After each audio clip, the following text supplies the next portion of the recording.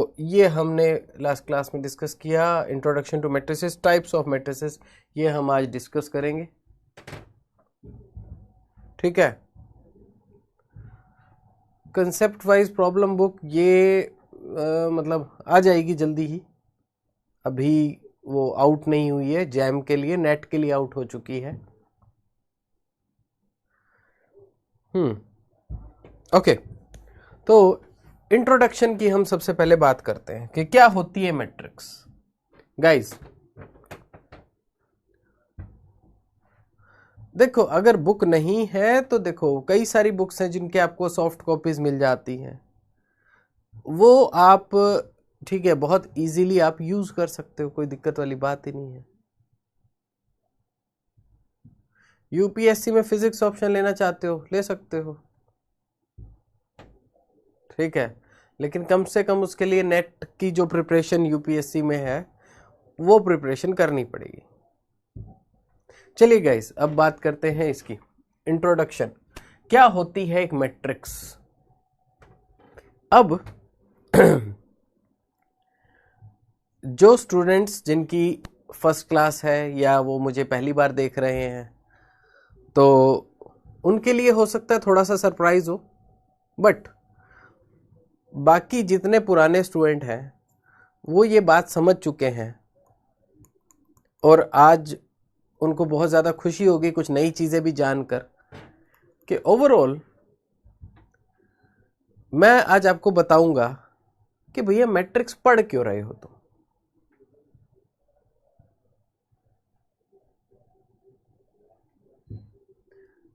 ठीक है सौरभ, इसको मैं थोड़ा सा लास्ट में डिस्कस करूंगा। अब एक बार मैट्रिक्स हम शुरू कर रहे हैं।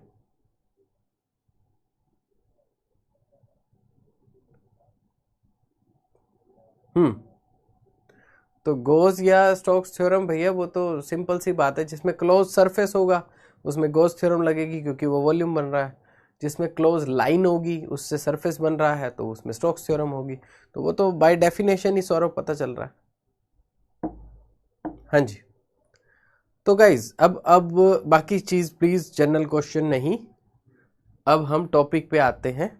ठीक है, और क्या कहते हैं, आज वो भी है पीडब्ल्यू की तरफ से जो भी जैम के सक्सेसफुल स्टूडेंट्स रहे हैं उनका एक सक्सेस इवेंट भी है, तो वो भी शाम को आपको पीडब्ल्यू के यूट्यूब पे सब मिल जाएगा। ठीक है, तो वो देखिएगा, आप ही के लाइन में है। ग्रीन्स थ्योरम, अच्छा ग्रीन्स थ्योरम स्टोक्स थ्योरम का ही 2 डायमेंशन वर्जन है और कुछ नहीं है। तो अगर आपको स्टोक्स थ्योरम आती है तो आपको ग्रीन्स थ्योरम नहीं भी आती तो भी आप वो क्वेश्चन कर सकते हो।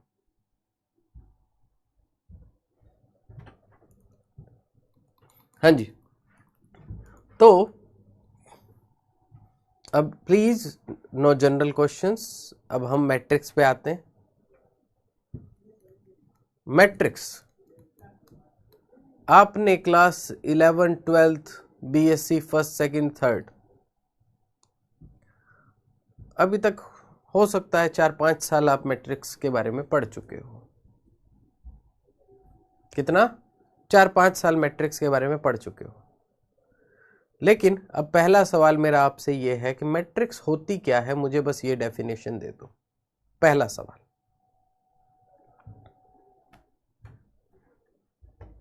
मुझे कई बार ये लगता है कि बहुत अभागे होते हैं वो लोग जो 2 और 3 5 और कई बार एमएससी भी 7 साल हर जगह मैट्रिक्स मैट्रिक्स मैट्रिक्स देख लेने के बाद भी नहीं समझ पाते कि मैट्रिक्स करती क्या है, मैट्रिक्स का यूज क्या है।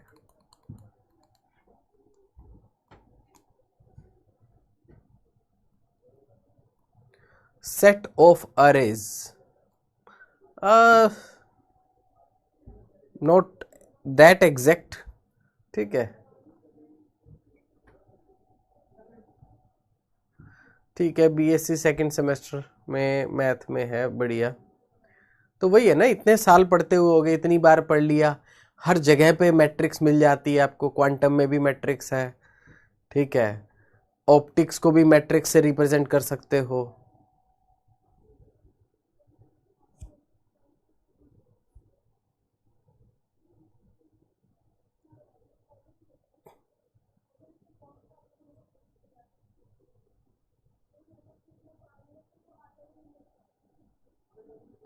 राकेश, मैं सिर्फ वही क्वेश्चन छोड़ता हूं जिसमें ऑब्वियस होता है कि बस ये यहां तक, बस इसके आगे तो सिर्फ बेसिक कैलकुलेशन रह गई है। अदरवाइज पूरा क्वेश्चन मैं कभी भी नहीं छोड़ता, ठीक है। Simplified version of mathematical data, तो बिल्कुल arrangement of numbers in rows and columns. तो मैट्रिक्स क्या होती है आपके पास? ये आपके पास होती है कुछ रोज एंड कॉलम्स में आपके पास नंबर्स का अरेंजमेंट जो होता है उसको मैट्रिक्स कहते हैं, ठीक है। अब ये जो मैट्रिक्स है इसको हम कैसे लिखते हैं? इसको लिखते हैं m cross n, m cross n, ठीक है। तो जिसमें m क्या होता है? m होता है आपके पास नंबर ऑफ रोज और n होता है आपके पास नंबर ऑफ कॉलम्स।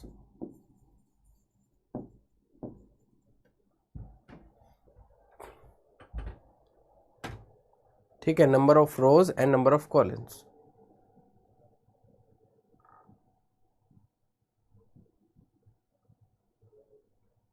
आज पहली बार हुआ कि सर ने नहीं बोला कि रट्टा नहीं लगाना, अभी वो तो बाय डिफॉल्ट मान के चलो, ठीक है। मैथ वीक है राकेश, तो देखो अब बिकॉज मैं सिर्फ वहीं पर छोड़ता हूं जहां मुझे पता है कि दिस इज बेसिक, लगभग सब कर लेंगे। तो थोड़ी सी प्रैक्टिस करो, कोई चीज अगर रहती हो स्टिल तो देखो, कुछ डाउट पोर्टल में भी डाल सकते हो अगर कुछ रहता हो। अगर लाइव क्लास लगाते हो तो सामने बोल सकते हो कि सर इसको थोड़ा और कर दो सॉल्व, ठीक है। लेकिन जस्ट मैं एक एवरेज जो स्टूडेंट्स हैं मैं उनके हिसाब से सोचते हुए थोड़ा सा वर्क, भाई वो सभी करते हैं। तो लाइव के अंदर आप मुझे बता दो अगर किसी में डाउट लगे कि इसको थोड़ा सा सर 2 स्टेप और कर दो। चलिए, अरे यार आप लोग ना समझ नहीं रहे, फिर आज फिर वो जनरल क्वेश्चन, फिर मैं अब टॉपिक कैसे पढ़ाऊं? बारी बारी मैं कट करता हूं कि ये एमपी में अगर आपको मैट्रिसेस, भी मैट्रिसेस जो है भी जितने वेक्टर इंपॉर्टेंट नहीं है उससे ज्यादा मैट्रिसेस इंपॉर्टेंट है। इंपॉर्टेंट मींस कि ये आपको हर जगह काम आते हैं।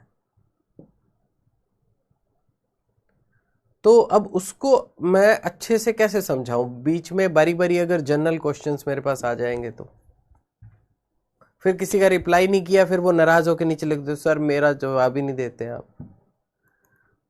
सो प्लीज गाइस, अब जनरल क्वेश्चन प्लीज आप एक बार बंद कीजिए, सभी फोकस कीजिए यहां पर, ठीक है। अब मेरा आपसे ये सवाल है कि भी मैट्रिक्स ये लिख तो दिया, पर what is the use of matrix? Matrix काम क्या आती है? क्यों लिख रहे हैं ऐसे? नंबर ऑफ रो, मतलब arrangement of rose and columns, arrangement in terms of rose and columns, ठीक है। भाई ये जो है मैट्रिक्स जो है वो है क्यों, क्या काम आती है, वो आप मुझे बताओ। अब आप सब्जेक्ट पे आ जाओ, जनरल चीजें भी ये कैसे करें वो वैसे करें, वो क्या कहते हैं, एक तो हमने मेंटरशिप सेशन उसीलिए होता है, शुरुआत के 5 मिनट हम चलो उसको दे सकते हैं, 5 मिनट 10 मिनट तक दे दिए भी, या एंड के क्लास के एंड में हम थोड़ा सा देख सकते हैं, ठीक है। लेकिन बीच में अब मेन टॉपिक से आप जुड़ के नहीं रहोगे और जनरल क्वेश्चन करोगे तो फिर वो टॉपिक बढ़िया नहीं चलेगा। और नए स्टूडेंट जो बेचारे अभी अभी आए हैं उनको ऐसे लगेगा पता नहीं यहाँ क्लास में खिचड़ी पकती है, फिर बताओ उनका इंटरेस्ट डाउन करवाओगे तुम लोग, ठीक है। तो चलिए अब सबका ध्यान फोकस यहाँ पर, और 1 to 1 मेरे सवाल का जवाब दीजिए।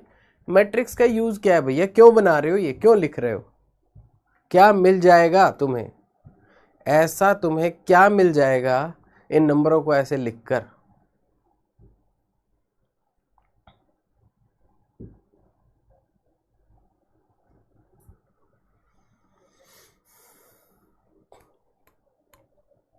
ठीक है, data analysis for operation on vector matrix like information packet, बिल्कुल सारी चीजें कुछ कुछ हद तक ठीक है। सबसे पहले मैट्रिक्स क्यों बनाई गई? मैट्रिक्स सबसे पहले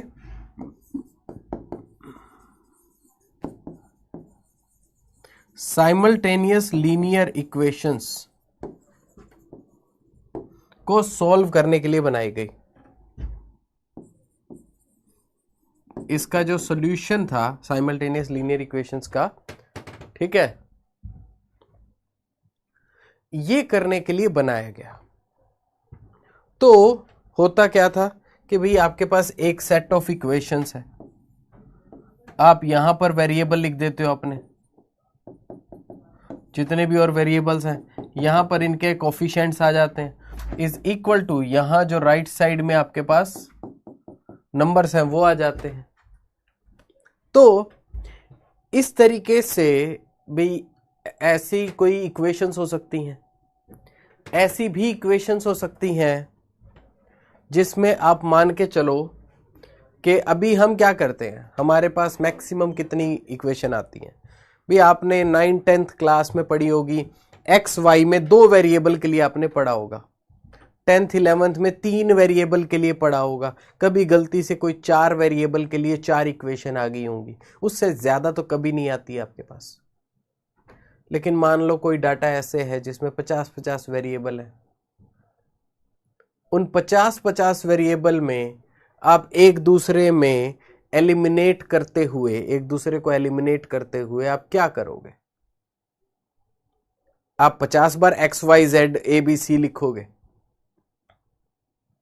तो इसलिए एक शॉर्टकट और फास्ट मेथड बनाया गया कि भैया ऐसे लिखो, फिर आपको क्या करना है, बस मैट्रिक्स को डायगोनलाइज करना है और उससे इक्वेशन का सॉल्यूशन आ जाएगा। ठीक है, लेकिन उसमें हम ज्यादा नहीं जाएंगे, वो हमारे काम का नहीं है मेथड। लेटर कंप्यूटर्स में जितनी भी इंफॉर्मेशन डालनी थी वो सारी की सारी इंफॉर्मेशन कंप्यूटर में किस तरीके से डाली जाती है, एरेज के फॉर्म में डाली जाती है। और जो 2 डायमेंशनल एरे होता है वो क्या है, एक तरह से मैट्रिक्स है। 1 डायमेंशन एरे भी मैट्रिक्स है।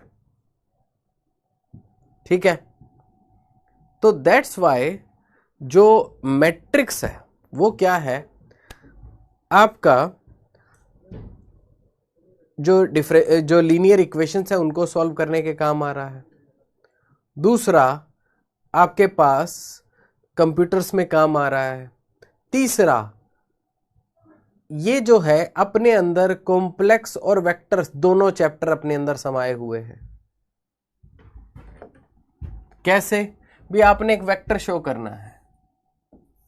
सो ये क्या है, this is a column matrix.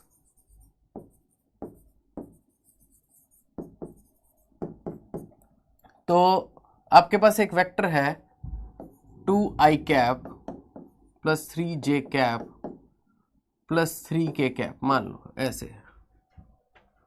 तो x का कोफिशिएंट, y का कोफिशिएंट, z का कोफिशिएंट। तो ये कॉलम मैट्रिक्स है जो इस वेक्टर को रिप्रेजेंट कर रही है। आपके पास एक और वेक्टर है, मान लो 1i cap 2j cap 3k cap. तो इसको आप कैसे लिख सकते हो, 1 2 3 ऐसे आप लिख सकते हो। मान लो इन दोनों वेक्टर्स को, ये a वेक्टर, ये a वेक्टर, ये b वेक्टर, मान लो मैंने डॉट प्रोडक्ट लेना हो, a vector dot b vector. तो मैं क्या करूंगा, ए वेक्टर को उसका ट्रांसपोज ले लो, मतलब ट्रांसपोज अभी हम डिस्कस करेंगे, पर इतनी चीज आप समझ सकते हो। ये चीज क्या है, इसको हम बोलते हैं रो मैट्रिक्स, क्योंकि इसमें सिंगल रो है। तो रो 1 होती है, कॉलम n हो सकते हैं। इसमें कॉलम 1 होता है, रो n हो सकती है। तो अगर मुझे इसका डॉट प्रोडक्ट लेना हो तो मैं क्या करूंगा, 2 3 3, इसको इससे प्रोडक्ट करो, हो गया डॉट प्रोडक्ट। सो हमें कोई भी इस तरह के डॉट प्रोडक्ट या कुछ भी ऑपरेशंस करने हैं या हमें कंप्यूटर से कराने हैं, तो कंप्यूटर्स में हम मैट्रिक्स मल्टीप्लिकेशन की डेफिनेशन डाल देते हैं, उसका प्रोग्राम डाल देते हैं, और फिर डॉट प्रोडक्ट कराना है तो ट्रांसपोज करके और फिर इसका प्रोडक्ट कर दिया, ये डॉट प्रोडक्ट हो गया। तो हमें वेक्टर्स का भी काम मैट्रिक्स से कराना होता है। ओवरऑल मैट्रिक्स क्या है, बहुत यूजफुल होती है हमारे लिए, बिकॉज इन सब एप्लीकेशंस में ये जो एक तरह की खास अरेंजमेंट ऑफ नंबर्स है, ये हमारे काम आती है। लेकिन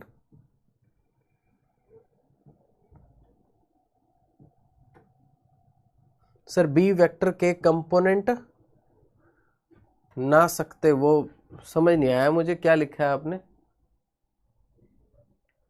तो बी वेक्टर 2 3 3, उसको 2 3 3, एक्स का, वाई का, जेड का कोफिशिएंट, और ये लिखा हुआ है बस। ए पहले ए का आपने ट्रांसपोज लेना है, तो इसको इनर प्रोडक्ट भी कहा जाता है या डॉट प्रोडक्ट हो गया ये। तो ये आपका हो गया डॉट प्रोडक्ट, ये इसको हम बोलते हैं इनर प्रोडक्ट।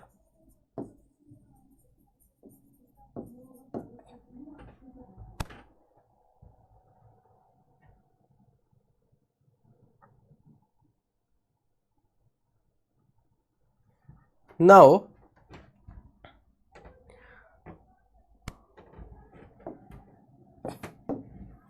अब मुख्य मुद्दा कि भाई जो कि मेनली क्या है, हम एक 2x2 मैट्रिक्स लेते हैं। तो मैंने आपको क्या बताया कि जो रो या कॉलम मैट्रिक्स है वो क्या है, आई जे के क्या है, आई जे के तो दिशा बता रहा है ना कि एक्स में कितना है, वाई में कितना है, जेड में कितना है। और यहां पर जो इसकी प्लेसमेंट है ये अपने आप आई जे के, इसकी जगह, जिस जगह ही लिखा गया वो है इसका इंडेक्स। समझे? आई जे के आप क्यों लिखते हो? आई लिखने का मतलब ये है कि इतना एक्स में गया है, और इसमें आपको पता है कि जो यहां पहला लिखा जाएगा वो एक्स का नंबर है, दूसरी जगह लिखा जाएगा और जो तीसरी जगह लिखा जाएगा वो वाई और जेड के नंबर है। तो आपने निशानी लगानी है, निशानी आप सिंपल लिखते हो तो आई जे के से लगाते हो, और ऐसे लिखते हो तो किस ऑर्डर में लिख रहे हो उसके साथ लगाते हो। ठीक है? नाउ अब मैंने आपको बताया कि भाई एक अरेंजमेंट ऑफ नंबर्स है, और उसका जो प्रोडक्ट करने का तरीका है वो क्या है, आपका रो एंड कॉलम मेथड से आप प्रोडक्ट करते हो। अब एक एग्जांपल ले रहे हैं, ये एक 2x2 मैट्रिक्स है और ये एक आपके पास वेक्टर है। ठीक है? तो किसी भी वेक्टर को आप कॉलम मैट्रिक्स से या रो मैट्रिक्स से रिप्रेजेंट कर सकते हो। ठीक है? ए डॉट बी के ट्रांसफर का मतलब क्या है राजेंद्र, वो बताओ मुझे।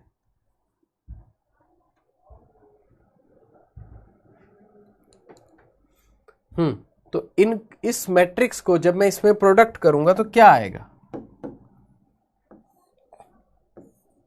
जब आप इसको प्रोडक्ट करोगे, this will be another vector 2 3।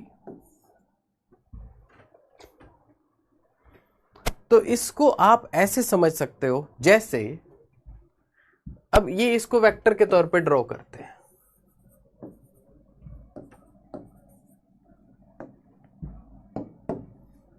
ये है आपके पास 1 1।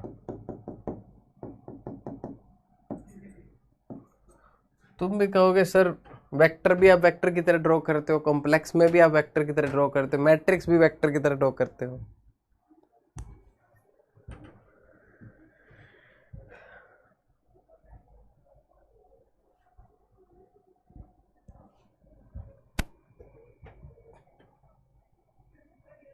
नहीं अनीता, वो उसका कोई मतलब नहीं बनता।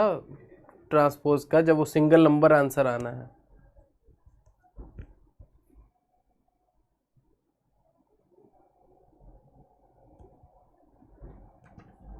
आप रो में लिख सकते हो। तो मैंने बोला तो है कि आप किसी भी वेक्टर को रो मैट्रिक्स या कॉलम मैट्रिक्स में लिख सकते हो, ठीक है, बट जगह बचाने के लिए हम अक्सर उसे कॉलम मैट्रिक्स के तौर पे लिखते हैं, पहली बात। फिर जो डॉट प्रोडक्ट जब भी लेना हो तो उसकी ये डेफिनेशन होती है कि ये ऐसे और ये ऐसे आप रख देते हो। और फिर जो प्रोडक्ट का रूल्स है, प्रोडक्ट के क्या रूल है आपके भी, आप ऐसे करते हो ना, रो इनटू कॉलम, इससे इसका प्रोडक्ट, इससे इसका प्रोडक्ट, इससे इसका प्रोडक्ट, फिर सबको ऐड करते हो, ठीक है। रो कॉलम मेथड जो आप यूज करते हो प्रोडक्ट का, भी वो जिस तरीके से डिजाइंड है उसमें डॉट प्रोडक्ट ऐसे ही हो सकता है, इसको आगे पीछे नहीं कर सकते आप, ठीक है, कि पहले आपको एक रो में रखना पड़ेगा और एक कॉलम में रखना पड़ेगा, तब इसको इनर प्रोडक्ट कहा जाता है। नाउ अब इसके ऊपर ध्यान दो, अब ये है 1 1 और इसके ऊपर ये मैंने मैट्रिक्स अप्लाई की तो एक नया बन गया 2 3। तो चलो अब इसको ड्रॉ करते हैं। 2 3 ये क्या होगा, ये है 2, ये है 3।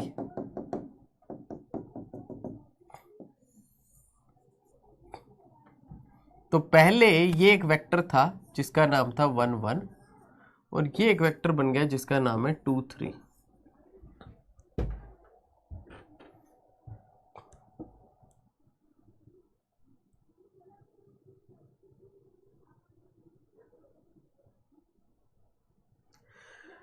राजेंद्र भैया मैं पूछ रहा हूं ट्रांसफर का मतलब क्या है, थोड़े से वर्ड आप मुझे स्पेसिफिक बताओ।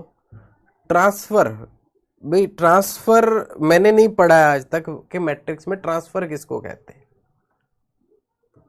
तो थोड़ा सा या तो स्पेसिफिक वर्ड आप मिस कर रहे हो, क्या होना चाहिए। ए वेक्टर डॉट बी वेक्टर की ट्रांसफर हो सकती है कि नहीं, भाई वो ट्रांसफर किस में ट्रांसफर, या यहां ट्रांसफर का मतलब क्या है। तो इसने मैट्रिक्स ने किया क्या है, एक मैट्रिक्स किसी वेक्टर पे प्रोडक्ट होके क्या करती है, उससे दूसरे मैट्रिक्स में, दूसरे वेक्टर में सॉरी, ट्रांसफॉर्म कर देती है। गाइस सभी फोकस रखेंगे यहां पे। मैट्रिक्स क्या करता है, जिस वेक्टर पे वो अप्लाई हो रहा है उससे दूसरे वेक्टर में ट्रांसफॉर्म कर देता है।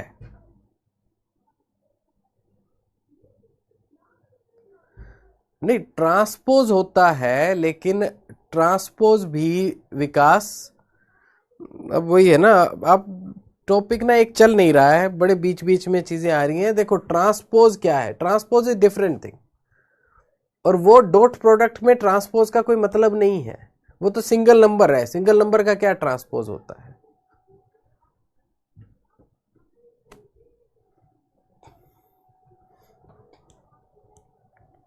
हाँ वो आप करने को आप ऐसे कर दो, इसको आप पहले लिख दो,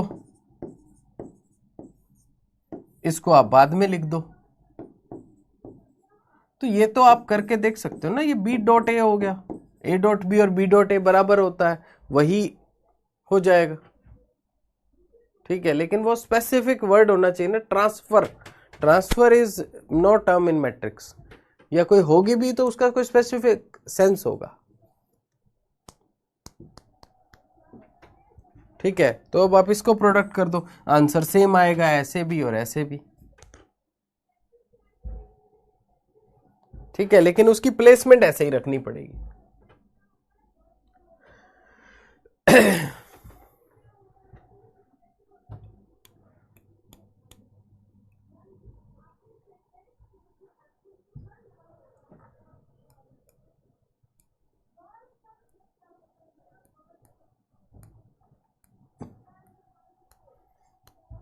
चलिए गाइस, अब बिल्कुल यहां पर ध्यान।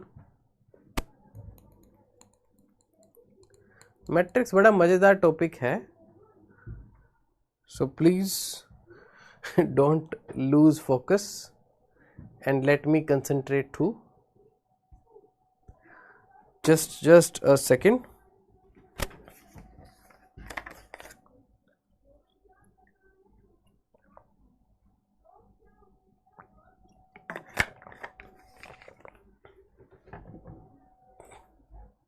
हाँ जी। तो वेक्टर जो है 1 1, ये हमने 2 डायमेंशन वेक्टर ले लिए और ये मैट्रिक्स हमने इस पे अप्लाई की है, तो हमारे पास एक नया वेक्टर आ गया 2 3। तो ये जो मैट्रिक्स है ये क्या कर रही है? ये मैट्रिक्स आपकी एक वेक्टर को दूसरे वेक्टर में ट्रांसफॉर्म कर रही है। तो आई होप ये बात आप सब समझ सकते हो। तो एक मैट्रिक्स क्या करता है, जिस वेक्टर पे अप्लाई होता है वो उसको दूसरे वेक्टर में ट्रांसफॉर्म कर देता है। उसी तरीके से जब यहां पर हम देखते हैं ये मैट्रिक्स इस वेक्टर पे अप्लाई होता है तो इसके कुछ नंबर्स होंगे, तो इस पे ये अप्लाई होता है तो इसको इसमें ट्रांसफर कर देता है। हम बस ये नंबर फाइंड आउट कर लेते हैं कि उसको किस वेक्टर को उसने ट्रांसफॉर्म किया है। तो यही सॉल्यूशन होता है। तो मैट्रिक्स जो है ओवरऑल उसका मेन यूज यहां पर आपके पास फिजिक्स में मेन यूज है।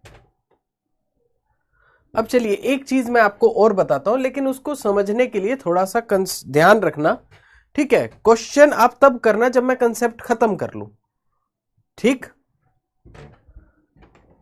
अब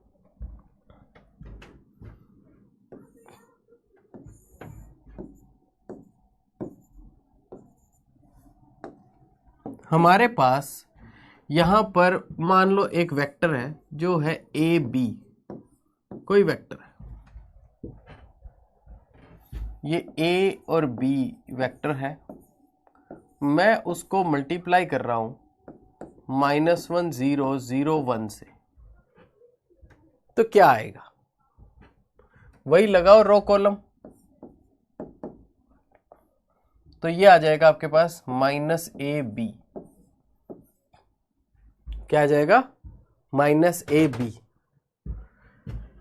ये है आपके पास A, ये है आपके पास B, ये है -A और ये है B। तो ये वेक्टर क्या बन गया? नाउ अगर आप इस नए वेक्टर को देखो तो ये नया वेक्टर क्या है? ये ऐसा है जैसे इसका रिफ्लेक्शन है अबाउट y एक्सिस, आपके पास इस वेक्टर को रिफ्लेक्ट कर दिया गया हो, इसको मिरर मान के, और ये बन जाएगा -AB। क्या समझे? सो इस मैट्रिक्स को मैं क्या कह सकता हूं? ये मैट्रिक्स आपको देती है रिफ्लेक्शन अबाउट y एक्सिस, ठीक है? Reflection about y axis. तो इसने AB को -AB पे ट्रांसफर कर दिया।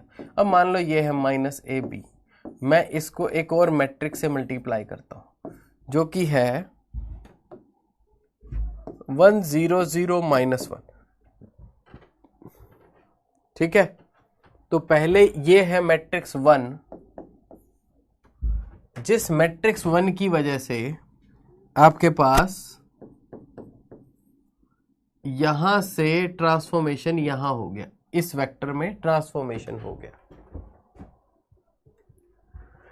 अब ये है मैट्रिक्स 2, ये क्या कर रही है? ये इस वेक्टर पे अप्लाई हो रही है, दूसरे वाले पे। तो आपके पास क्या आएगा? -A -B। तो क्या हो गया? ये एक नया वेक्टर बन गया -A -B।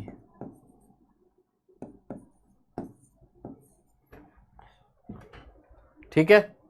तो आपने क्या कर रहे हो? मतलब आपने इस वेक्टर को जो AB है पहले यहां भेज दिया एक ट्रांसफॉर्मेशन करके, फिर यहां भेज दिया दूसरा ट्रांसफॉर्मेशन करके। अब आप एक काम कर सकते हो। क्या काम कर सकते हो? तो इसको आप क्या बोल सकते हो, this is reflection about x axis. ये मैट्रिक्स क्या देती है आपको, कोई भी वेक्टर इसके साथ आप मल्टीप्लाई कर दो, वो एक्स एक्सिस के अबाउट इस वेक्टर को रिफ्लेक्ट कर देगी। अब हम क्या कर सकते हैं भाई, देखो ये माइनस ए बी ये तो इसके बराबर है, तो अगर मैं इसकी वैल्यू यहां पुट कर दूं तो क्या होगा, 1 0 0 -1, और ये जो माइनस ए बी है इसकी वैल्यू कि ए बी पे अप्लाई हो -1 0 0 1 इज इक्वल टू, ये क्या आ जाता है, -a -b। तो सबसे पहले आप मैट्रिक्स की भाषा समझो। ये मैट्रिक्स की भाषा क्या कहती है कि मेरे पास एक ए बी वेक्टर था, जिस वेक्टर को सबसे पहले मैंने इससे मल्टीप्लाई किया, जिससे मैंने इसको यहां से यहां ट्रांसफर कर दिया, फिर जो आंसर आया उसको मैंने ये अप्लाई करके यहां से यहां ट्रांसफर कर दिया, तो ये मेरे पास फाइनल आंसर आ रहा है। तो पहले तो आप मैट्रिक्स की भाषा समझ सकते हो कि एक आपके पास कोई मैट्रिक्स है, वो एक वेक्टर पे अप्लाई होकर उसको दूसरे वेक्टर में कन्वर्ट कर रही है। मल्टीपल मैट्रिक्स जो है वो क्या करती हैं भी, अपना अपना ऑपरेशन सभी ऐड करती जाती हैं, सभी अपना अपना ऑपरेशन लगाती जाती हैं। फाइनली अगर मैं इन दोनों को मल्टीप्लाई कर दूं, इन दोनों को मल्टीप्लाई करके क्या होगा, इन दोनों को मल्टीप्लाई करो तो इसको इससे मल्टीप्लाई -1 0 0 -1 आएगा।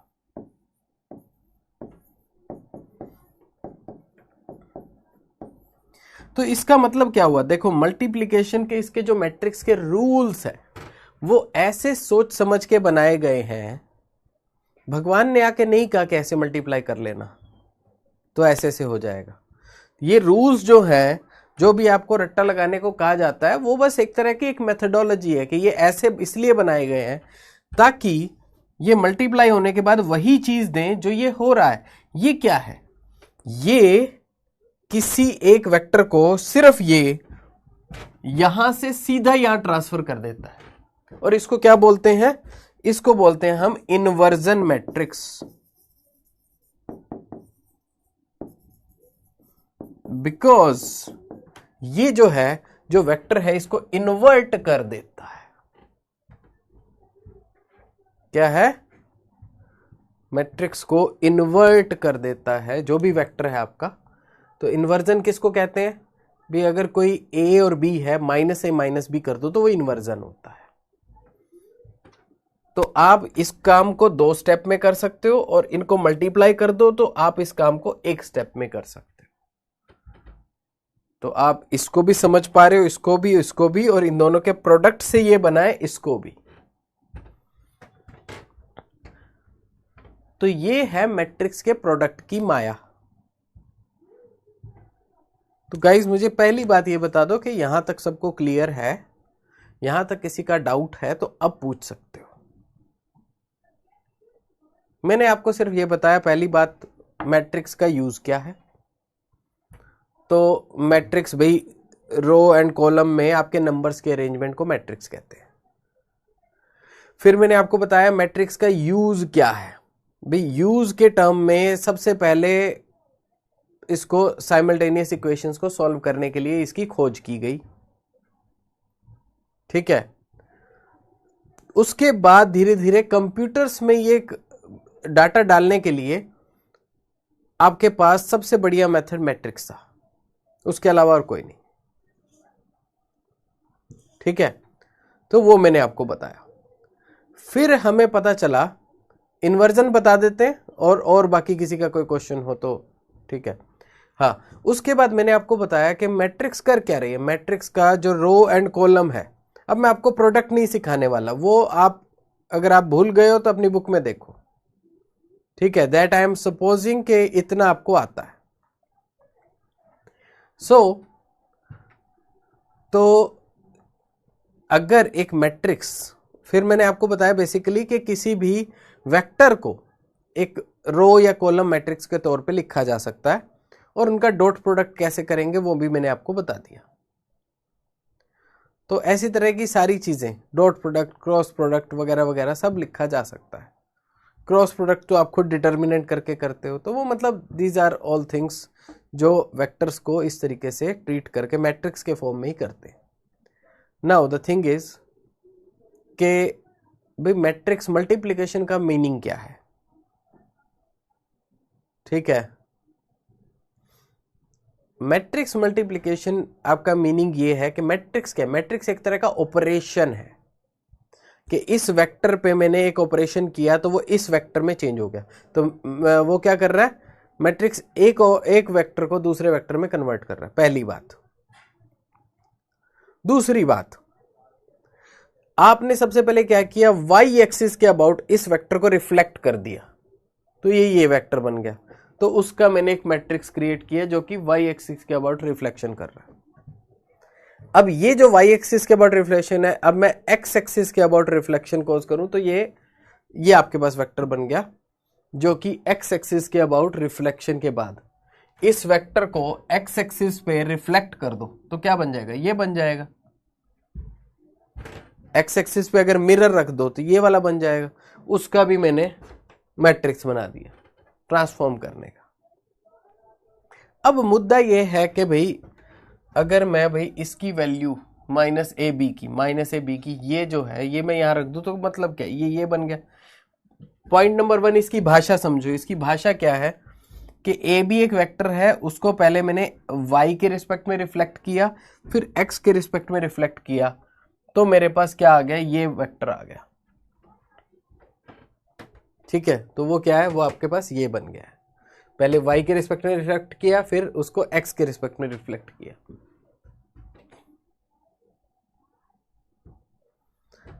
और अब अगर इनको मल्टीप्लाई करोगे तो क्या आएगा? ये मैट्रिक्स आएगी। अब ये तो मल्टीप्लाई हमने जो किया, मल्टीप्लाई करने के बाद मैट्रिक्स भी तो काम की रहनी चाहिए ना, कोई ऐसे थोड़ा कुछ भी आ जाएगा मल्टीप्लाई करके। तो ये जो नई मैट्रिक्स बनी है, ये कैसी मैट्रिक्स बनी है? ये मैट्रिक्स अपने अंदर इन दोनों को समाये हुए है कि इन दोनों का ऑपरेशन एक साथ ये कर देगी। तो ये मैट्रिक्स क्या कर रही है? ये मैट्रिक्स क्या कर रही थी? यहां से यहां और यहां से यहां पहुंचा रही थी। तो इन दोनों का प्रोडक्ट करके जब आपने सिंगल मैट्रिक्स बनाई है, वो क्या कर रही है? वो ए बी को सीधा माइनस ए माइनस बी में कन्वर्ट कर रही है। तो ये क्या है? इस चीज को हम बोलते हैं इन्वर्जन मैट्रिक्स। क्योंकि ये इन्वर्जन किसको कहते हैं? आपने पढ़ा होगा क्रिस्टलोग्राफी में इन्वर्जन सिमेट्री। ठीक है, ओरिजिन के रिस्पेक्ट में जो सिमेट्रिकल हो, तो एक तरफ एक पॉइंट है ए बी और एक तरफ एक पॉइंट है माइनस ए माइनस बी। तो इन्वर्जन किसको कहते हैं? कि अगर ए बी को आप माइनस ए माइनस बी में कन्वर्ट कर दो, सो दैट इज इन्वर्जन। तो ये मैट्रिक्स आपके किसी भी वेक्टर को इन्वर्ट कर रही है, तो इसको इन्वर्जन मैट्रिक्स कहते हैं। क्या समझे? तो हमने वेक्टर्स को वेक्टर्स की तरह पढ़ा, हमने कॉम्प्लेक्स को भी वेक्टर्स की तरह पढ़ा, और हम मैट्रिक्स को भी वेक्टर्स की तरह पढ़ रहे हैं इन सम वे।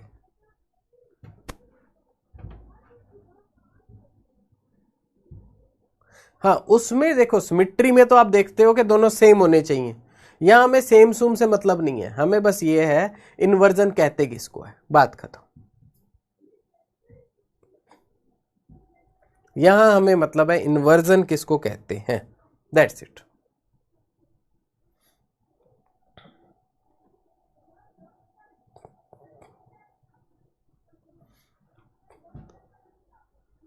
ठीक है, तो आपको समझ आ गया अभी मैट्रिक्स के ये मल्टीप्लिकेशन के रूल क्यों बना रखे हैं, ऐसे ही क्यों बना रखे हैं, और ये क्या है ये क्या है, मतलब वो सब चीजें अब माइंड में क्लियर होगी होंगी।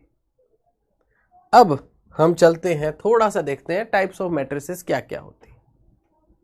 अब आपके पास एक मैंने बता दिया अभी, अगर आप इस तरीके से लिखो तो ये आपके पास रो मैट्रिक्स है,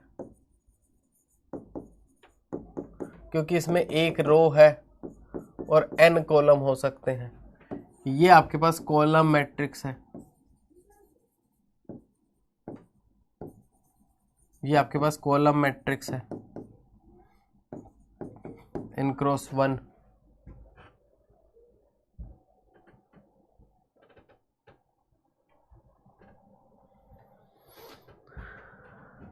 कोई नहीं लक्ष्मण, तुम्हारे को भी दे देंगे ये सुपर पावर। 4 ईयर के टाइम पे तुम्हारे को ग्राफ बता दूंगा कैसे कैसे प्लॉट होते हैं, तो सुपर पावर तुम्हारे अंदर भी आ जाएंगी। हाँ जी, रो मैट्रिक्स, कॉलम मैट्रिक्स, उसके अलावा भी आपके पास m cross n rectangular matrix, rectangular matrix,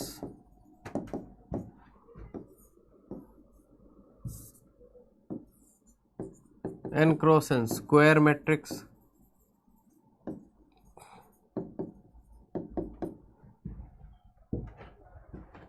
ठीक है।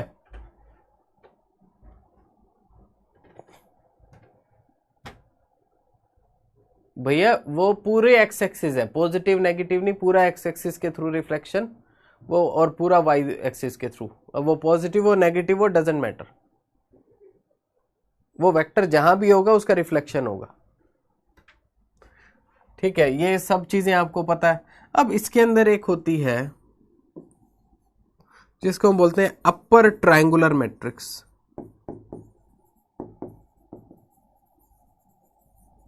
Upper triangular matrix, upper triangular matrix क्या होता है भाई? ये जो एलिमेंट है यहां पे, इसमें एटलीस्ट 1 नॉन जीरो एलिमेंट हो और यहां के सारे एलिमेंट जीरो हो, तो उसको अपर ट्रायंगुलर मैट्रिक्स कहा जाता है, ठीक है। दूसरा,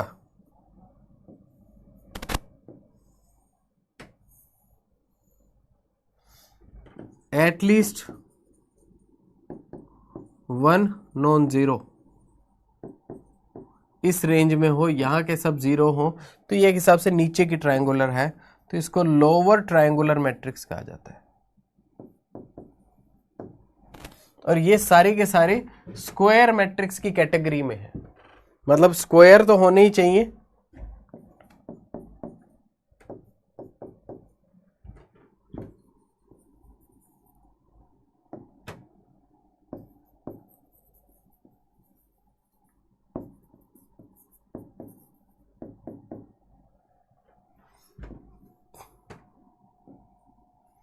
और ये जब आपके पास ये जो एलिमेंट है, ठीक है, जिसको आप कहते हो प्रिंसिपल डायगोनल, क्या बोलते हो? PAL वाला प्रिंसिपल डायगोनल, इसके अंदर एटलीस्ट 1 नॉन जीरो एलिमेंट हो, यहां के जीरो यहां के जीरो, तो इसको हम बोलते हैं डायगोनल मैट्रिक्स।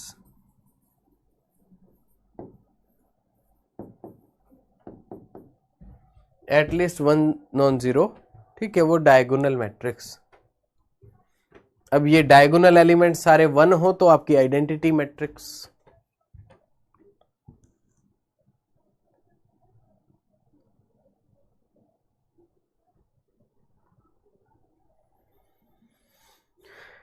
ठीक है, तो राजेंद्र यही थ्योरी है आपकी।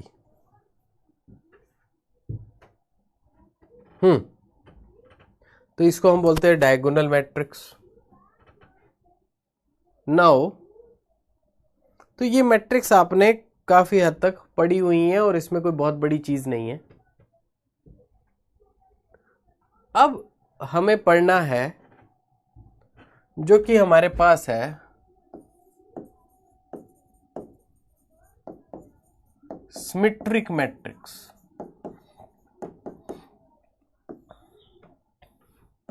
क्या पढ़ना है? Symmetric matrix. और उसके साथ हमें पढ़ना है स्क्यू सिमेट्रिक मैट्रिक्स।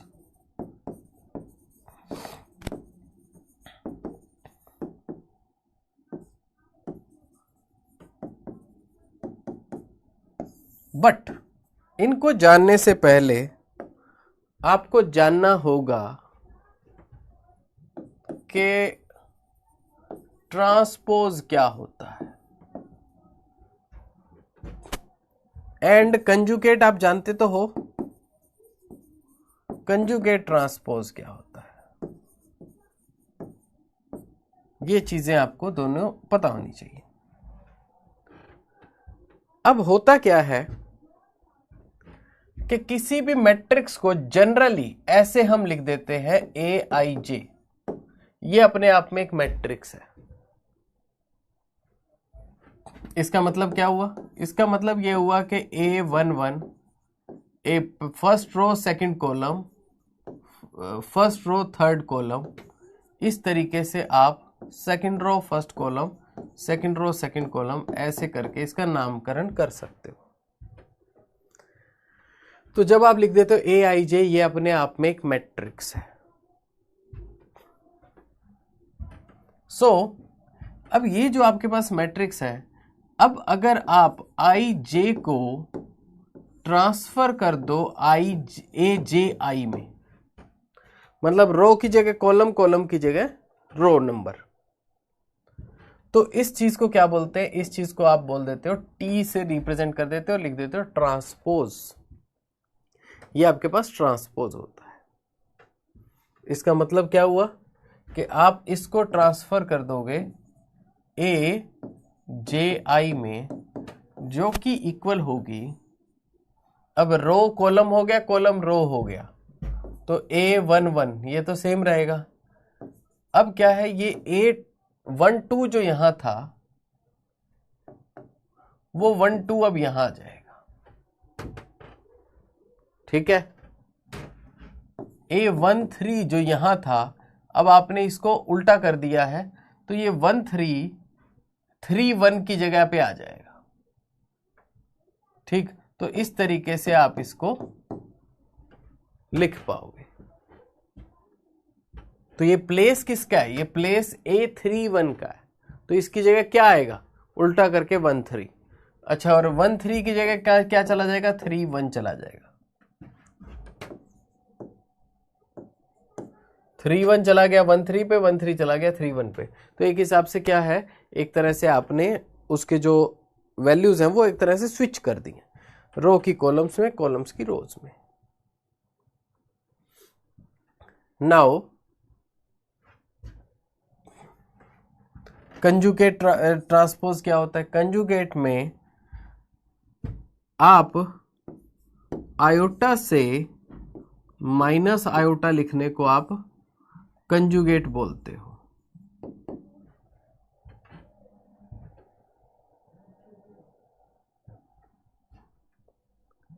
ठीक है, तो आयोटा से माइनस आयोटा स्विच करने को आप कंजुगेट बोलते हो। बाय चांस इसके अंदर मैट्रिक्स में कुछ एलिमेंट है, 2 3 आयोटा, 3 2 आयोटा, ऐसा कुछ। अब मुझे इसका ट्रांसपोज लेना है और मुझे इसका कंजुगेट लेना है। मान लो मैं थीटा से रिप्रेजेंट करता हूं, तो ट्रांसपोज लेकर क्या होगा, ट्रांसपोज ले लिया अगर, तो क्या होगा, 2 और 2 आयोटा ये आपस में स्विच हो जाएंगे, ये 3 और ये 3 आयोटा। अब आपको क्या लेना है, अब आपको कंजुगेट लेना है। कंजुगेट लोगे तो क्या होगा, कंजुगेट लोगे तो 2 3 एज इट इज, ये -3 आयोटा हो गया और ये -2 आयोटा हो गया। इस चीज को बोलते हैं कंजुगेट लेना। तो ट्रांसपोज और कंजुगेट, आई गेस ये दोनों चीजें बहुत ही बेसिक हैं, सिंपल है, और आप उसको समझ सकते हो, और उसको रिप्रेजेंट कैसे करना है दैट ऑल्सो यू नो।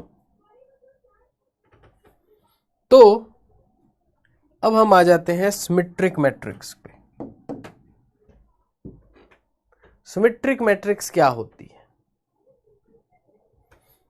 आपके पास एक मैट्रिक्स है A, अगर आपने उसका ट्रांसपोज ले लिया और वो सेम मैट्रिक्स रहती है, उसी मैट्रिक्स के बराबर ही आ जाती है, so that is called as a symmetric matrix. एक मैट्रिक्स है A, उसका आपने ट्रांसपोज ले लिया और वो उसी मैट्रिक्स जैसी ही होती है, ठीक है, क्वेश्चंस कराएंगे सॉल्व। तो ये होती है आपकी सिमेट्रिक मैट्रिक्स। अब इसमें आप ये भी कह सकते हो कि ए आई जे का transpose is equal to A I जे। अगर मैट्रिक्स को मैं इस शब्दों में लिखूं तो ए जे आई, इसका ट्रांसपोज लेंगे तो क्या होगा, ये ऑर्डर चेंज हो जाएगा, A J I is equal to A I J. ये एक बेसिक प्रॉपर्टी होती है इसकी, ठीक है। तो जो सिमेट्रिक मैट्रिक्स है उसकी एक बेसिक प्रॉपर्टी होती है। Now let's talk about skew symmetric matrix. Skew symmetric matrix क्या होती है? जब एक मैट्रिक्स का आप ट्रांसपोज लो लेकिन वो नेगेटिव ऑफ अपने मैट्रिक्स के बराबर हो, तो जो मैट्रिक्स हमारे पास है उसके नेगेटिव के बराबर है, तो उसको स्क्यू सिमेट्रिक मैट्रिक्स कहते हैं, या समटाइम्स उसको एंटी सिमेट्रिक मैट्रिक्स कहते हैं।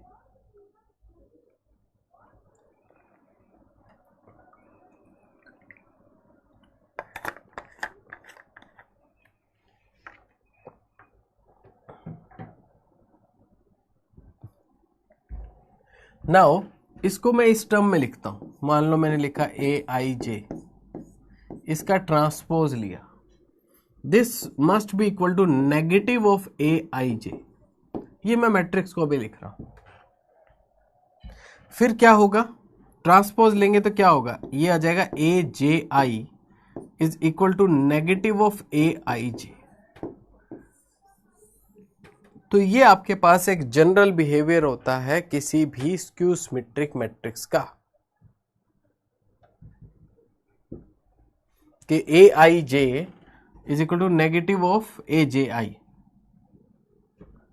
लेकिन अब हम इसमें एक स्पेशल केस डाल देते हैं, in case of diagonal elements.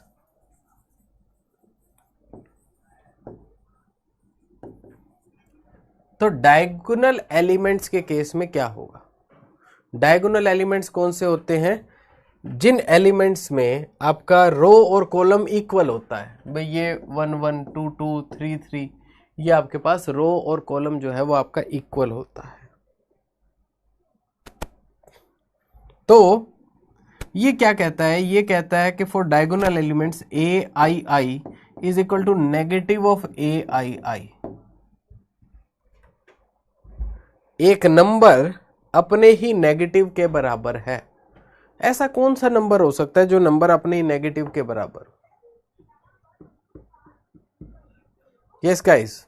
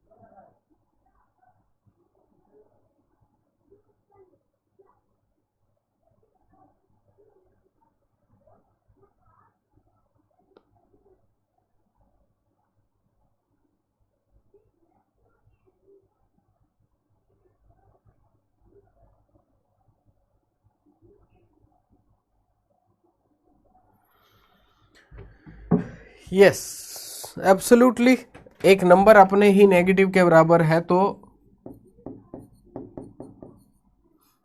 आप कह सकते हो diagonal elements of a skew symmetric matrix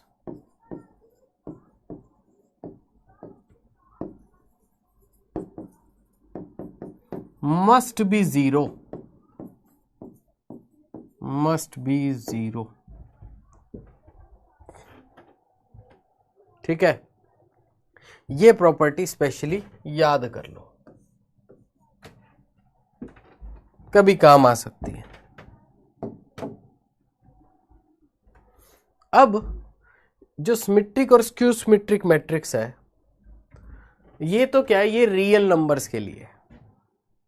लेकिन अगर इसी के अंदर थोड़ा तड़का लगा दिया जाए कॉम्प्लेक्स नंबर्स का, तो ये क्या होती है, this is Hermitian matrix. Hermitian matrix and skew Hermitian matrix. Skew Hermitian matrix.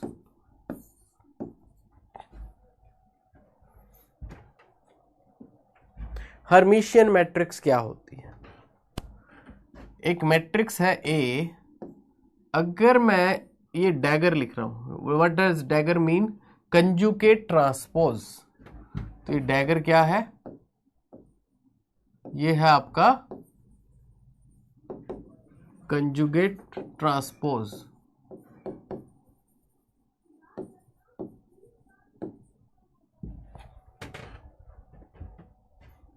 तो this will be equal to the same matrix again. और ये क्या कहता है, अगर कंजुगेट ट्रांसपोज ले लें तो negative of that matrix. Same चीजें हैं।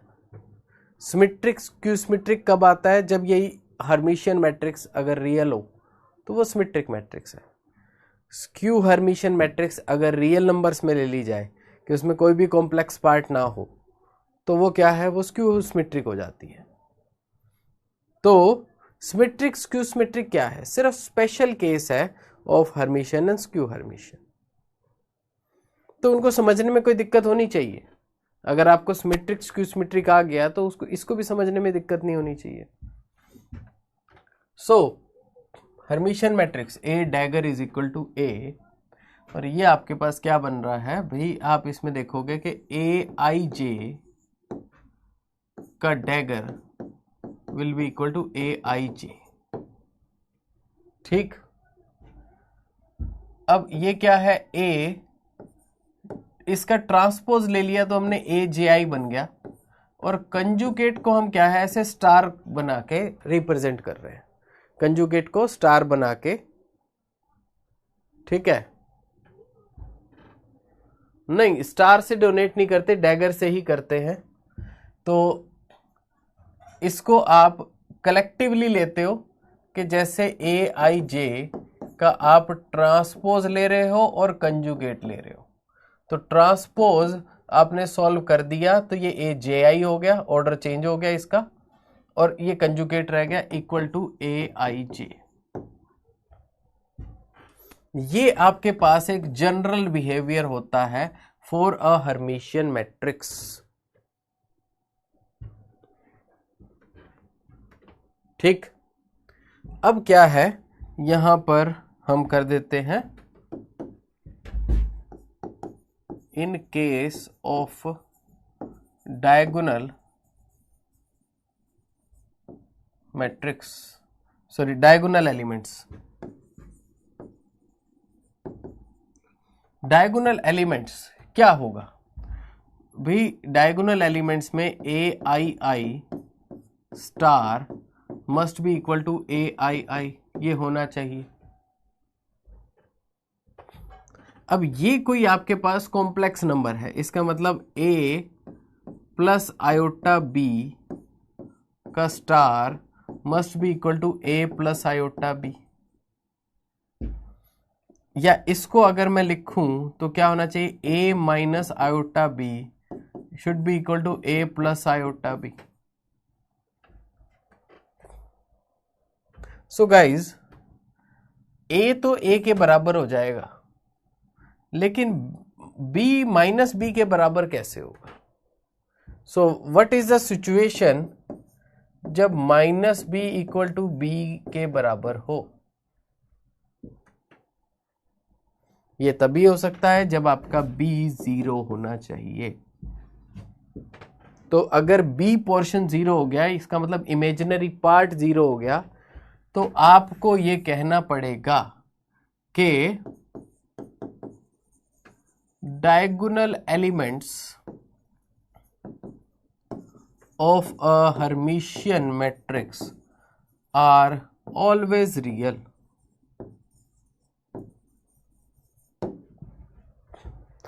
एक हर्मिशियन मैट्रिक्स के डायगोनल एलिमेंट्स जो हैं वो हमेशा रियल आपको मिलेंगे।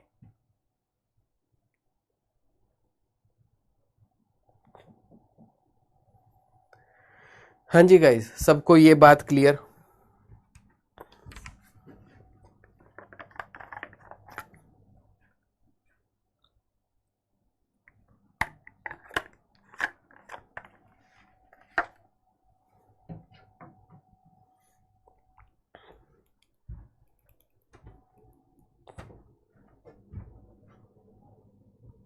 सबको ये बात क्लियर है? आपको एक्सप्रेशन रटने की ज़रूरत नहीं है, वो एक बार समझ आ जाए बस। मेन बात आपको याद रहनी चाहिए। पेपर में कभी ये प्रूव करने का नहीं आएगा, बट बेसिकली देखो, किसी भी मैट्रिक्स को आपको ऐसे लिखना, ट्रांसपोज लेने का मतलब ये नंबर चेंज करना, ये आपको आना चाहिए, क्योंकि ये किसी क्वेश्चन में भी यूज हो सकता है।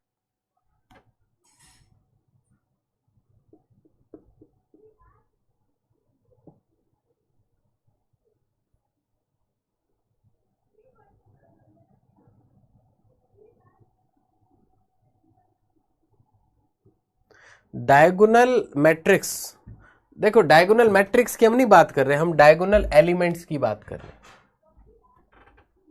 ठीक है?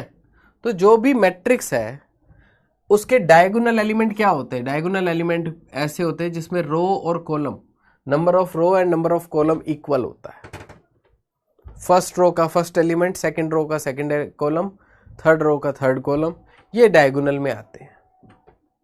तो इसलिए हम इसको AII ऐसा लिख देते हैं। तो डायगोनल एलिमेंट के लिए ये कंडीशन आ जाती है।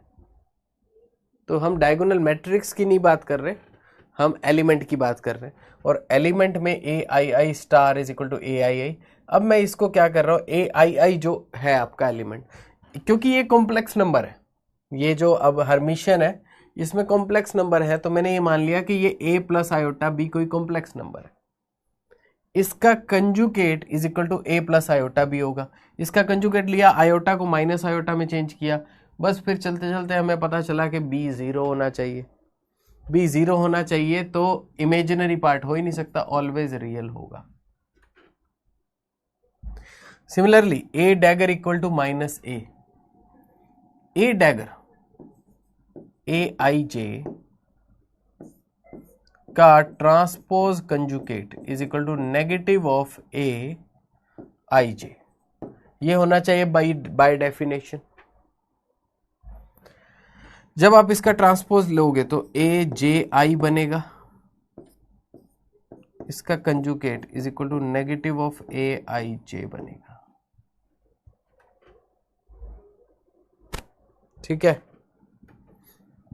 अब अगर इसका मैं कंजुगेट लूंगा तो क्या होगा?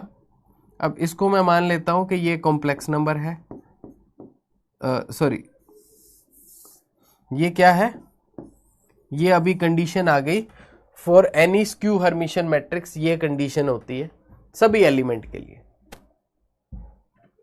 पर अगर मैं स्पेसिफिकली बात करूं for diagonal elements, diagonal elements के लिए क्या होता है? AII star is equal to negative of AII।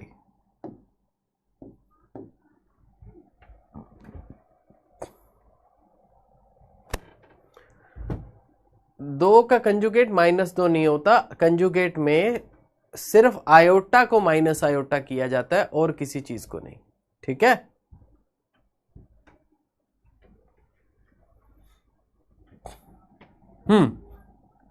तो इसको हम मान लेते हैं ये कॉम्प्लेक्स नंबर है A प्लस आयोटा B, इसका conjugate is equal to negative of A plus iota B। ये आपको क्या देगा? इसका कंजुगेट क्या होगा? A minus iota B equal to क्या होगा? -A माइनस आयोटा B, ठीक है? अब भैया B तो B के इक्वल हो सकता है, लेकिन A माइनस A के इक्वल कैसे होगा? ए इज इक्वल टू माइनस ए कैसे हो सकता है? तभी हो सकता है जब ए इक्वल टू 0 हो। जब ए इक्वल टू 0 हो तो आप कहोगे कि diagonal elements of a skew Hermitian matrix are either imaginary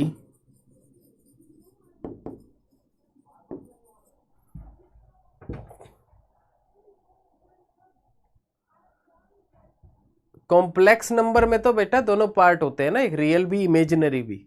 only iota के लिए कंजुगेट वर्क करता है, उसको माइनस में कन्वर्ट करता है और किसी को नहीं।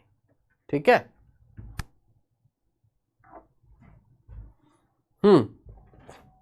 Hermitian matrix diagonal matrix obviously हो सकती है।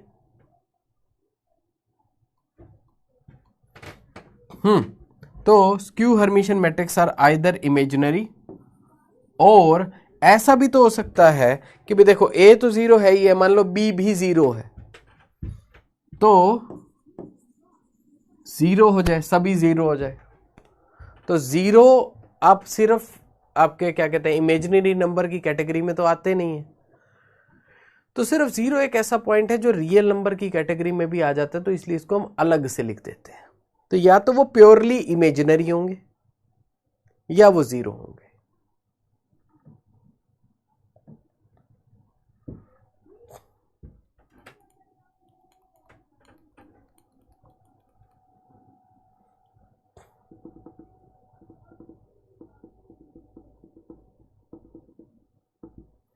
हाँ जी गाइज, सबको बात clear?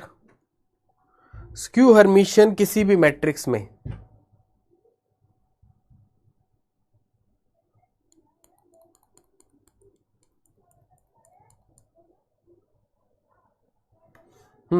But sir diagonal matrix में ऑल डायगोनल एलिमेंट 0 हो जाता है। नहीं, किसने कहा है? डायगोनल मैट्रिक्स में तो डायगोनल में कम से कम नॉन जीरो कोई ना कोई एलिमेंट होना चाहिए।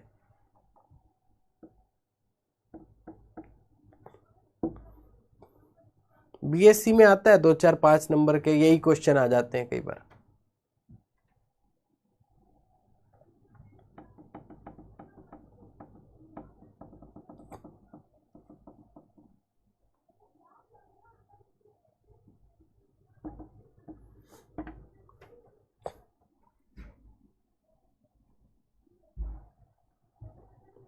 चलिए आगे बढ़ते हैं। Next is unitary matrix and orthogonal matrix.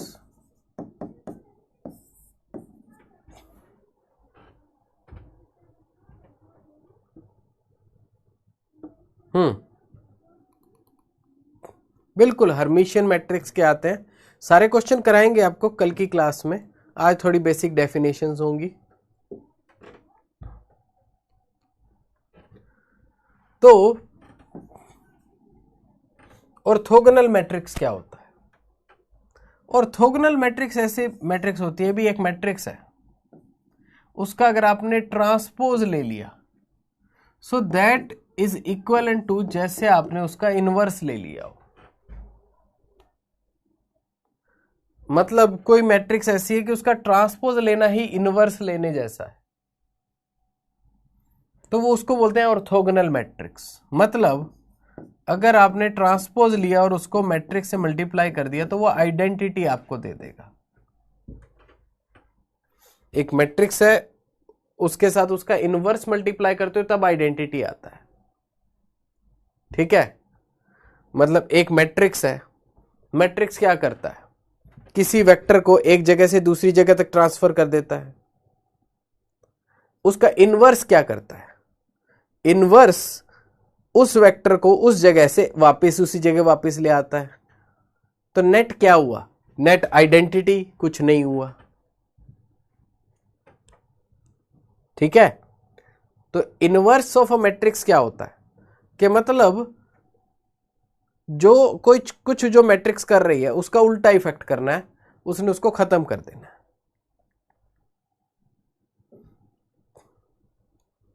तो जैसे वो होता है ना भाई, बचपन में घर पे छोटे भाई बहन खेलते हैं, आजकल तो टेलीफोन वो फोन पे ही लोग लगे रहते हैं।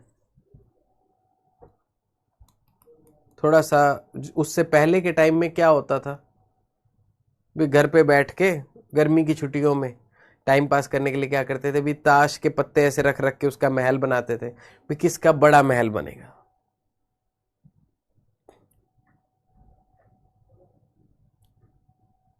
अब जो छोटा भाई था उसके बस में ही नहीं थी बनाना,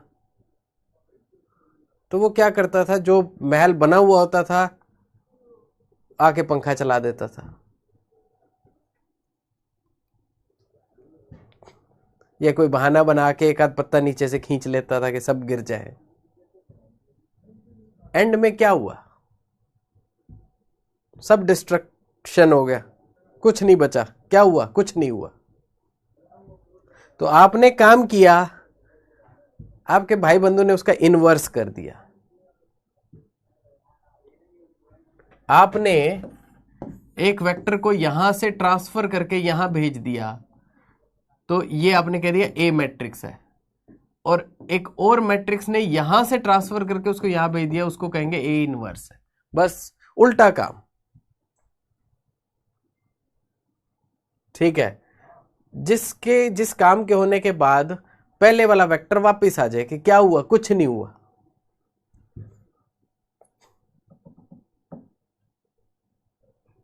ठीक है। तो उस केस में आपकी एक्टिविटी के लिए आपका भाई जो है, या जो भी भाई बहन जो भी है, वो आपका इनवर्स है।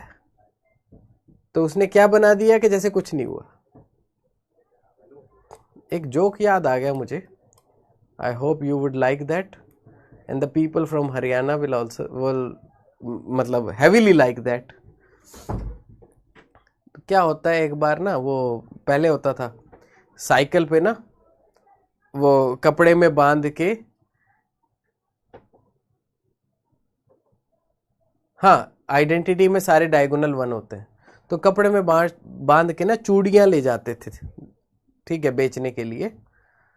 तो अब एक वही ऐसे आदमी साइकिल पे पीछे कपड़े में चूड़ियां बांध के और बेचने के लिए किसी गांव में ले गया।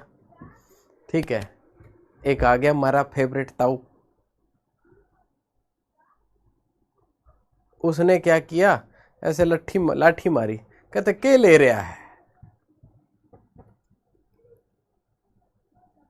तो वो जो जिसके पास चूड़ियां थी, जो चूड़ियों का मालिक था, वो कहता है भी एक लाठी और मार दे, कहते फिर कुछ नहीं ले रहा।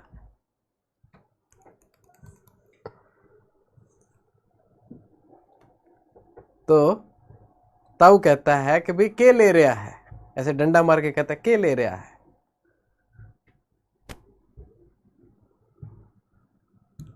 एंड ही सेड कि एक और मार दे, फिर कुछ नहीं ले रहा।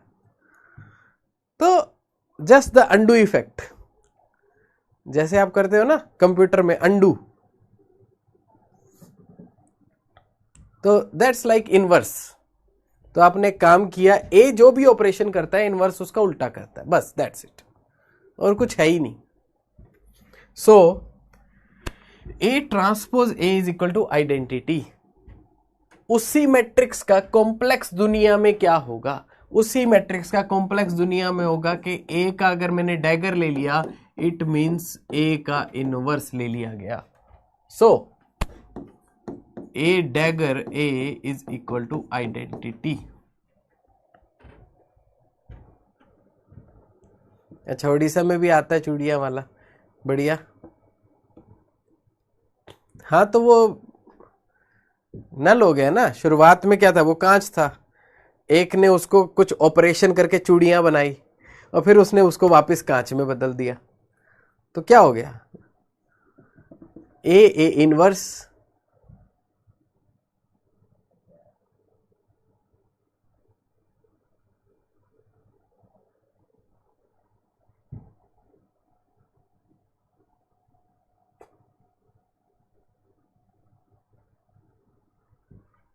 तो आइडेंटिटी अपने आप में एक ऐसी मैट्रिक्स है, आइडेंटिटी अपने आप में एक ऐसी मैट्रिक्स है जो किसी पे अप्लाई हो तो क्या होगा, कुछ नहीं होगा।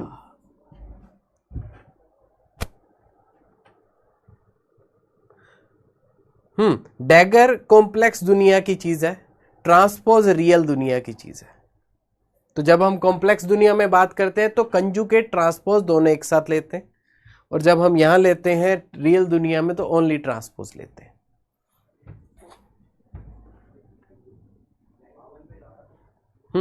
तो या तो ए डैगर लेना ही ए इनवर्स लेने के बराबर है, तो A dagger into A equal to identity हो जाएगा। बिल्कुल सेम डेफिनेशन, तो दोनों को अलग अलग सोच के मत पढ़ो, सेम है।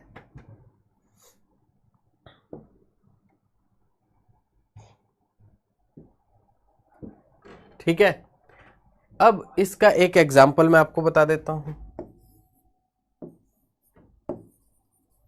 कोस theta sine theta minus sine theta cos theta, ये क्या है, ये मैट्रिक्स क्या करती है, rotation of theta anti clockwise,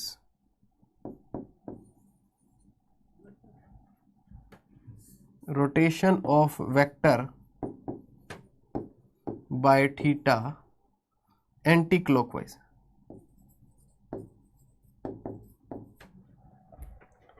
so ये मैट्रिक्स क्या करती है, cos sine minus sine theta cos theta, अगर ये मैट्रिक्स मैं अप्लाई कर दूं ए बी के ऊपर, तो जो भी नया आपके पास बनेगा वो क्या होगा कि अगर ए बी आपके पास एक वेक्टर है तो उसको थीटा एंगल से एंटी क्लॉकवाइज डायरेक्शन में रोटेट करते हुए जो वेक्टर बनेगा ये वो बना देगा।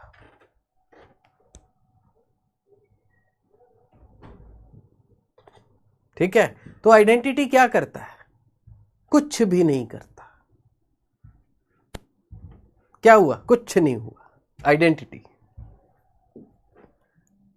ठीक है, लेकिन उसको मैट्रिक्स के तौर पे तो लिखना पड़ेगा। Just wait a second guys.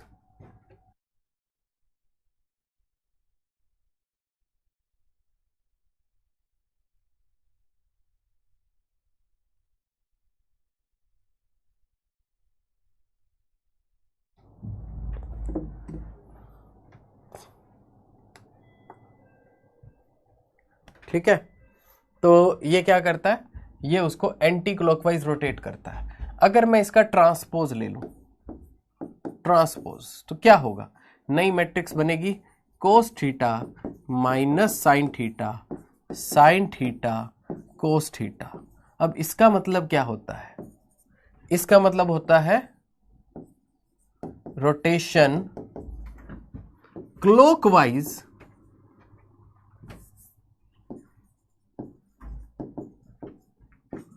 Bye angle theta. ठीक है, क्लॉकवाइज रोटेशन। तो आपने क्या किया, एक वेक्टर है ए बी, आपने क्या किया, पहले आपके दिमाग में आया कि उसको एंटी क्लॉकवाइज में रोटेट कर दूं,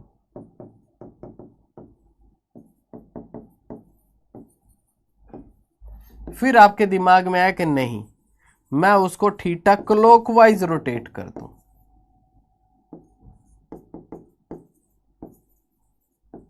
अब गाइस एक काम करो, इसको मल्टीप्लाई करो और मुझे बताओ क्या बचेगा, क्या चेंज आएगा। अगर मैंने थीटा, मैंने क्या किया, ट्रांसपोज ही लिया है ना, और मैंने आपको बताया ट्रांसपोज का मतलब क्या है, पिछले वाला एंटी क्लॉकवाइज रोटेट कर रहा था, ये क्लॉकवाइज।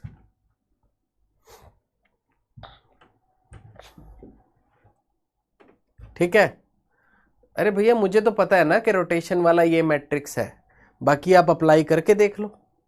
आप एक काम करो, एक वेक्टर रखो, यहाँ पे 30 डिग्री वैल्यू पुट कर दो, मल्टीप्लाई करके देख लो, आपको पता चल जाएगा वेक्टर रोटेट करेगा नहीं करेगा। बाकी इसके कुछ और भी रीजन होते हैं, बट वो इतनी जल्दी आप अभी समझ नहीं पाओगे, लंबा चौड़ा बैकग्राउंड है, कौन सा बेसिस है क्या नहीं है। इन दोनों को मल्टीप्लाई करोगे तो क्या बचेगा, यहाँ आएगा sine square cos square, sine square cos square, ये आ जाएगा minus sine cos plus sine cos, minus sine cos plus sine cos, बस हो गया। तो आपको पता चल गया कि मात्र ट्रांसपोज लेने से ही इनवर्स हो गया, मात्र ट्रांसपोज लेने से ही इसका इनवर्स हो गया। तो इस चीज को हम क्या बोलेंगे, ये आपके पास ऑर्थोगोनल मैट्रिक्स है।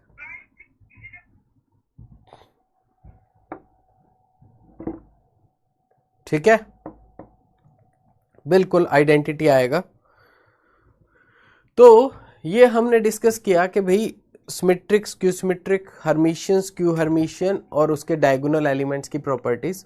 उसके अलावा हमने देखा कि ऑर्थोगोनल मैट्रिक्स और यूनिटरी मैट्रिक्स आपके क्या होते हैं। ठीक है, उनको भी हमने स्टडी किया और उसमें आपको आई होप आइडेंटिटी मैट्रिक्स का सिग्निफिकेंस कुछ नहीं, वो भी आपको पता चला। Along with that you come to know कि इनवर्स मैट्रिक्स क्या कर रही है, और उसको अब सारी चीजें आप वेक्टर्स में इमेजिन कर सकते हो।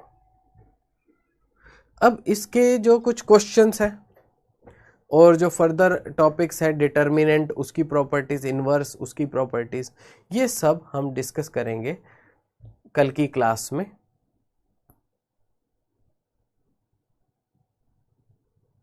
कैसे पता चलेगा कि क्लॉकवाइज करेगा, देखो वो तो ये भी इसकी स्ट्रक्चर है ना, जब ये स्ट्रक्चर है cos sine minus sine cos, तो ये एंटी क्लॉकवाइज वेक्टर को रोटेट करता है। अब ठीक है, कुछ चीजें मैं इसमें निकाल सकता हूं, बट वो अभी मैं आपको बताऊंगा नहीं, बहुत ज्यादा कंफ्यूज हो जाओगे। बिल्कुल A into A transpose equal to identity होगा, बिल्कुल राजेंद्र।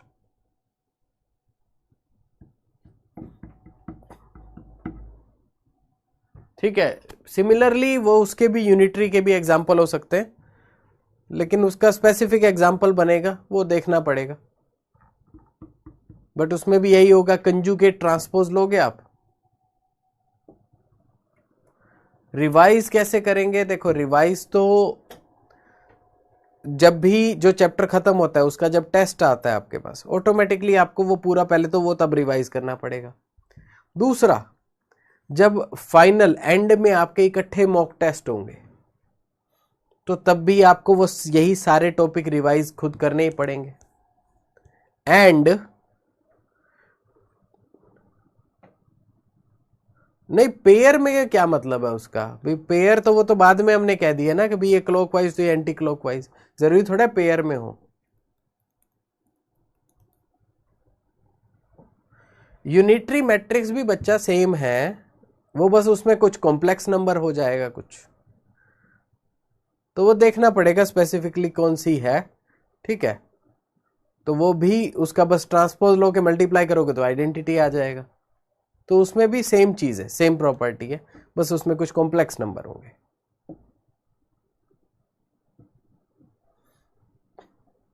कोई बात नहीं राजेंद्र, देखो वो अभी शुरुआत है, धीरे धीरे प्रैक्टिस करो, जो जो आपकी कमी है एक एक दूर करो, तो वो धीरे धीरे हो जाएगा। तो प्रैक्टिस ही अभी कर सकते हो, छोटी छोटी जो भी कमियां हैं, जो भी मैथ से रिलेटेड प्रॉब्लम है, कोई साइंस से रिलेटेड प्रॉब्लम है, वो धीरे धीरे दूर करते जाओ। ठीक है, तो रिवीजन मल्टीपल लेवल पे होता रहेगा। अभी जब हम PYQs करेंगे सारे, तो जब सारे PYQs करेंगे तो उसमें अलग अलग टॉपिक आएंगे ही, कभी किसी टॉपिक का क्वेश्चन आ जाएगा, कभी किसी टॉपिक का क्वेश्चन आ जाएगा, तो उसमें भी रिवीजन हो जाएगा।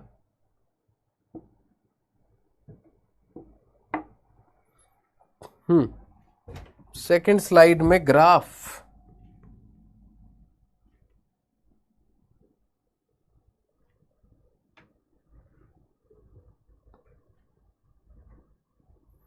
सेकंड में तो ग्राफ नहीं है, थर्ड में है।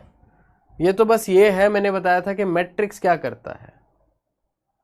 ठीक है, मैट्रिक्स आपका एक वेक्टर को दूसरे वेक्टर में ट्रांसफॉर्म करता है। ये पहले वेक्टर था, ये नया वेक्टर बन गया।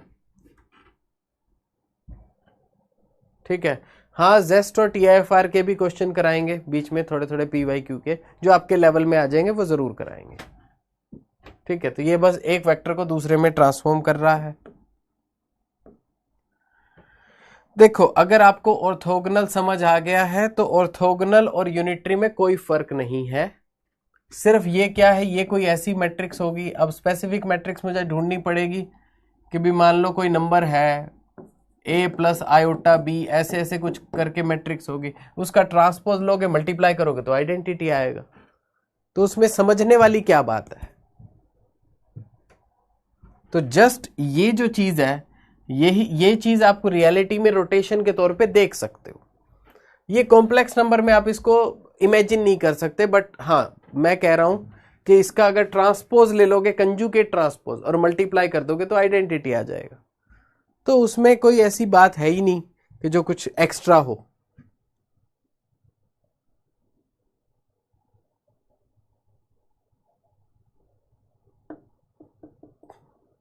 हम्म,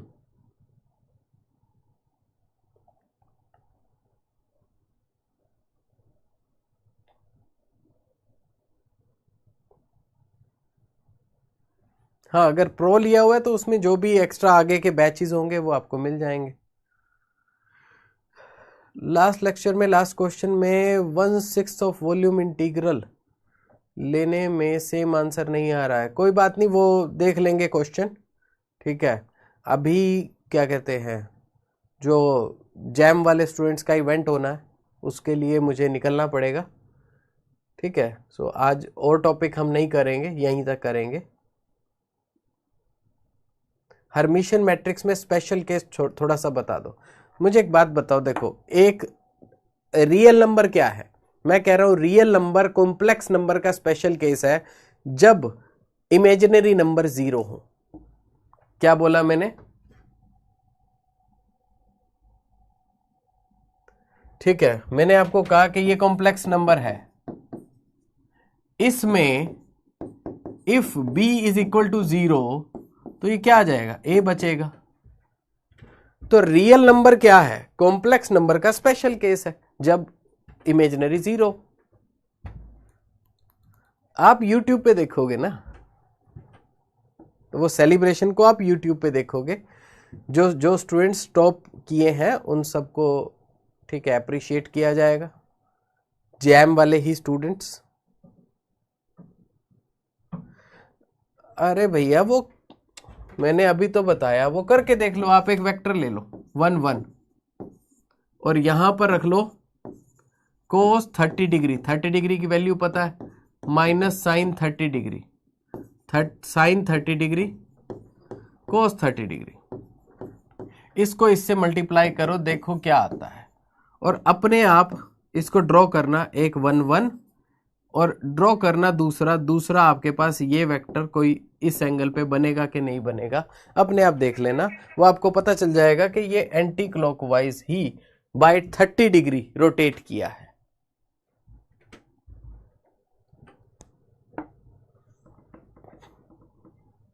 ठीक है, तो वो तो जी अप्लाई करके देख लो, जो कैसे पता चला तो क्या होता है। PYQs भी देखो, MP के लिए और क्वांटम के लिए, मॉडर्न के लिए कहीं जाने की जरूरत नहीं है, 100% मैं कराऊंगा। ठीक है, तो सारे क्वेश्चन आपके कवर हो जाएंगे, तो उसके लिए आपको चिंता करने की जरूरत नहीं है, कोई भी बुक करने की जरूरत नहीं है।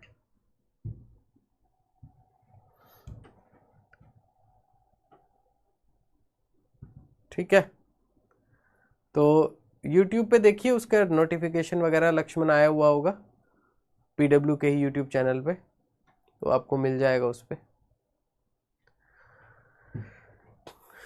तो चलिए गाइस, बाकी जो भी आपके क्वेश्चंस हैं, ठीक है, आई थिंक 6 o'clock 6 बजे से लाइव है, तो मतलब 6 बजे से YouTube पे है, तो आप बाकी उस पर टाइम एक्यूरेट देख सकते हैं, जो जो भी इवेंट है, मल्टीपल चीज़ें आती रहेंगी उस पर साथ के साथ। सो चलिए गाइस, बाकी जो भी क्वेश्चन हैं आपके वो नेक्स्ट में देखते हैं हम, ठीक है। तो till then, bye bye, take care, have a good day.